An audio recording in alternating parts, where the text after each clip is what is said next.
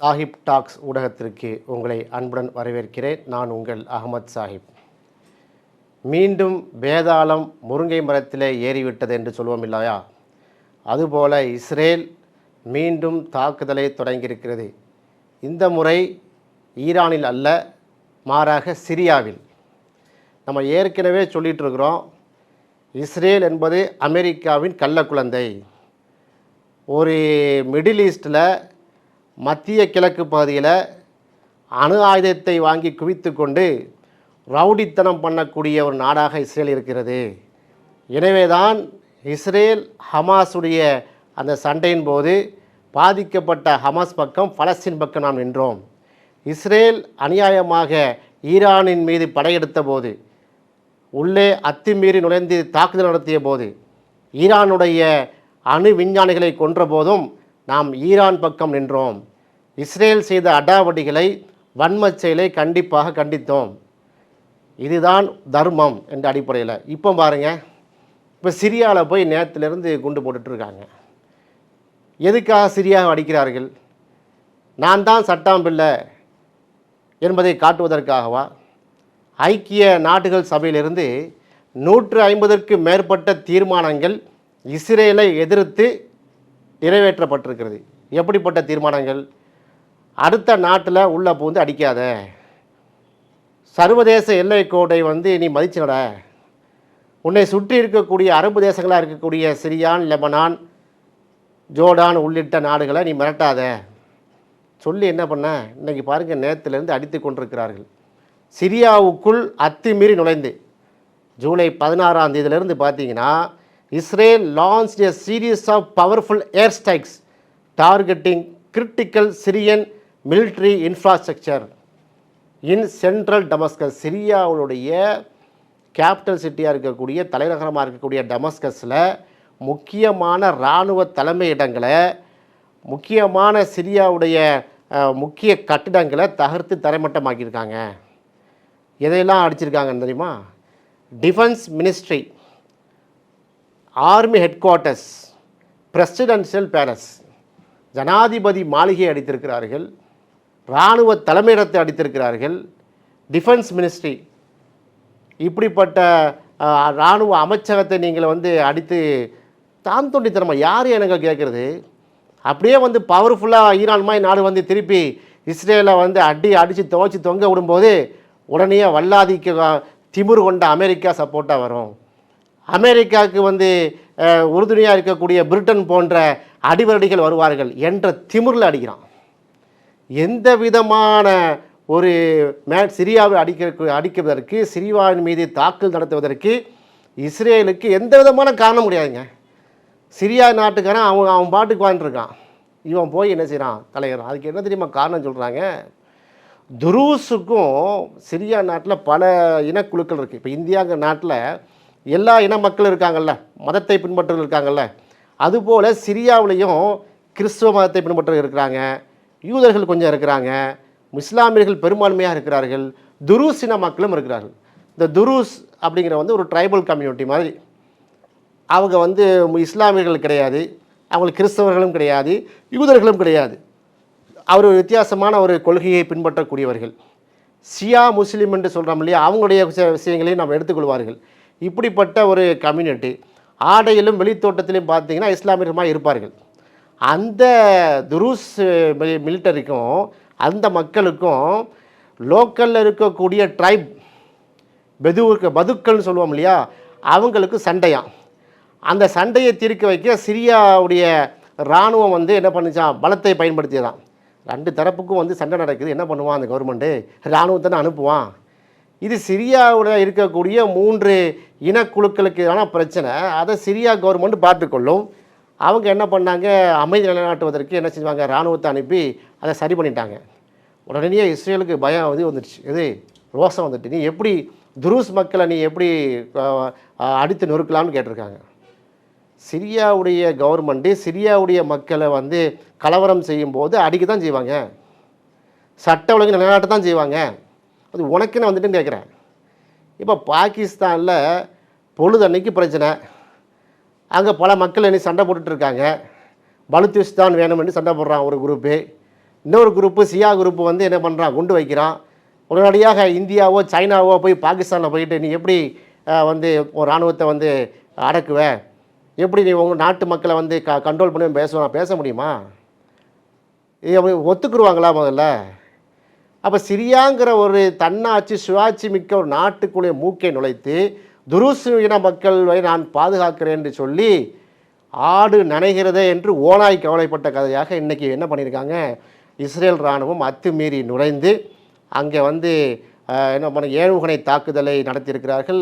கிட்டத்தட்ட 5க்கும் மேற்பட்டவர்கள் கொல்லப்பட்டிருக்கார்கள். 34 பேர் இதுவரைக்கும் உள்ள தகவலில் படுகாயம் அடைந்திருக்கிறார்கள்.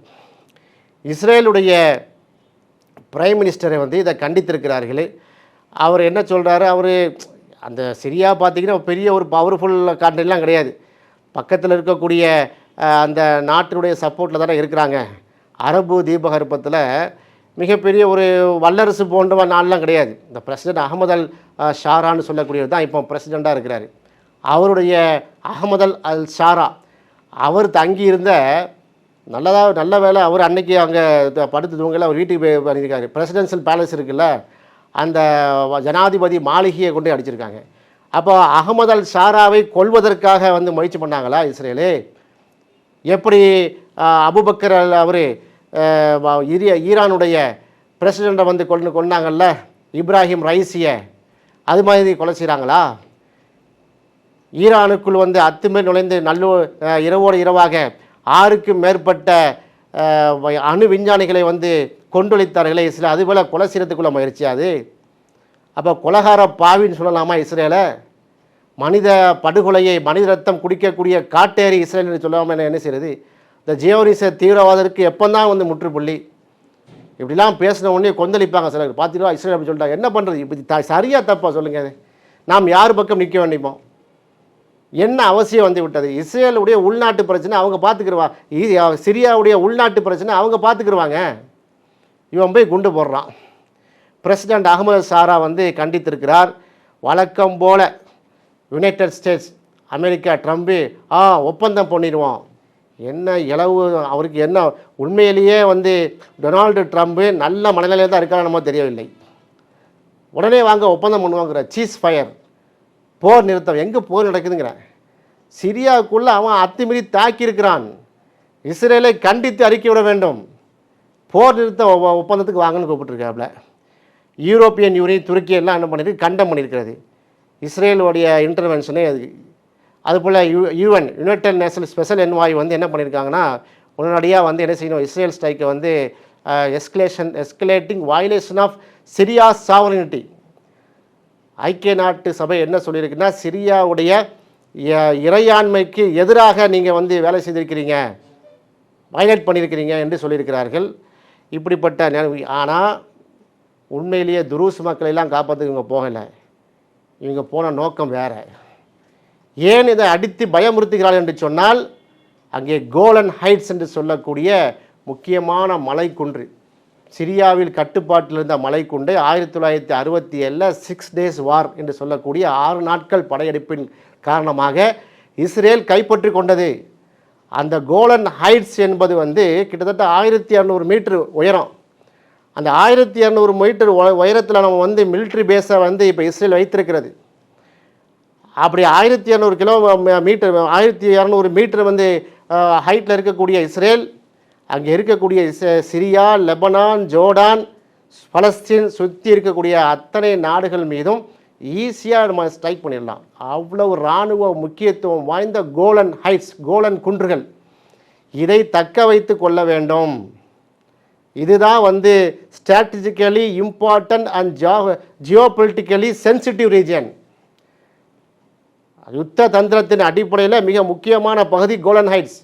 இந்த கோலன் ஹைட்ஸை தன்னுடைய இருப்பை தக்க வைத்துக் கொள்ள வேண்டும். அதற்காக சிரியாவை மிரட்டி கொண்டிருக்க வேண்டும், சிரியாவை அச்சுறுத்தி கொண்டே இருக்க வேண்டும், சிரியாவின் மீது தாக்கல் தொடர்ந்து கொண்டே இருக்க வேண்டும் என்ற அடிப்படையில் இன்றைக்கி சிரியாவை தாக்கியிருக்கிறாங்க.